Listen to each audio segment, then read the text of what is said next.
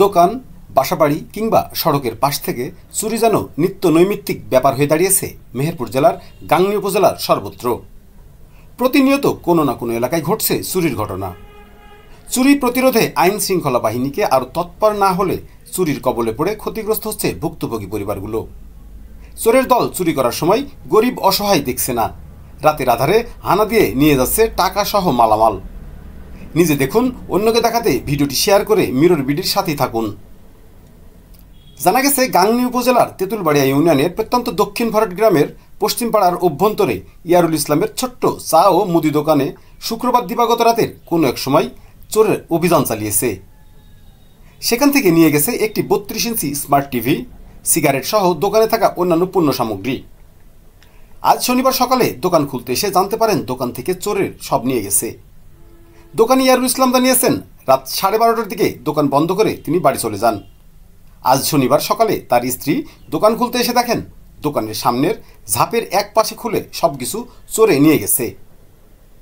স্থানীয়রা জানিয়েছে, চা ও মুদি মালামাল বিক্রি করে সংসার চলে ইয়ারুল ইসলামের, অথচ রাতে চোর তার দোকান থেকে টিভি সহ অন্যান্য মালামাল চুরি করে নিয়ে গেছে। সে এখন চরম ক্ষতিগ্রস্ত। দোকান চুরি নিয়ে যা বলছে স্থানীয়রা ও দোকানি ইয়ারুল ইসলাম। এখন সে একটা গরিব মানুষ, আর ওর এখানে দীর্ঘদিন ব্যবসা বাণিজ্য করে, চাও বেচা কেনা করে, মুদিখানার দোকান চালু করে।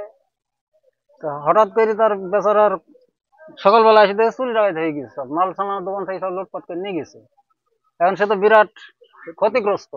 এর উপরে তার আয়ের উৎসবই নেই, সেই এর উপরে নির্ভর করে থাকে। সময় সময় হয়তো মাঠে গরিব মানুষ মাঠে ঘাটে যায়, এটাই করে আর কি, এইভাবে তার সংসারটা চলে। চুরি কাজই তো খারাপ কাজ, চুরি কি ভালো কাজ? কিন্তু এই লোকটা যে চুরি করছে এর তো কিচ্ছু নাই, ওর ওপরই নির্ভর, বুঝছেন? ওই দোকানে 2 টাকা 5 টাকা বেচা কেনা ছোট ছোট করতে করতে হয়তো 500 টাকার বেচা কেনা হলো, 200 টাকা 100 টাকা হইলো, তাই ওই নিয়েও সংসার চালাইছে।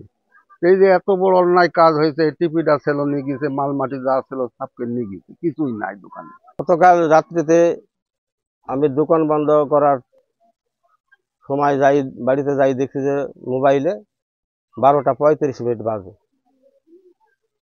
সকালবেলায় আমার স্ত্রীর দোকান খোলার পরে টিভি, স্কেল, আরো দোকানের যাবতীয় মুদিখানা মাল সবই নাই।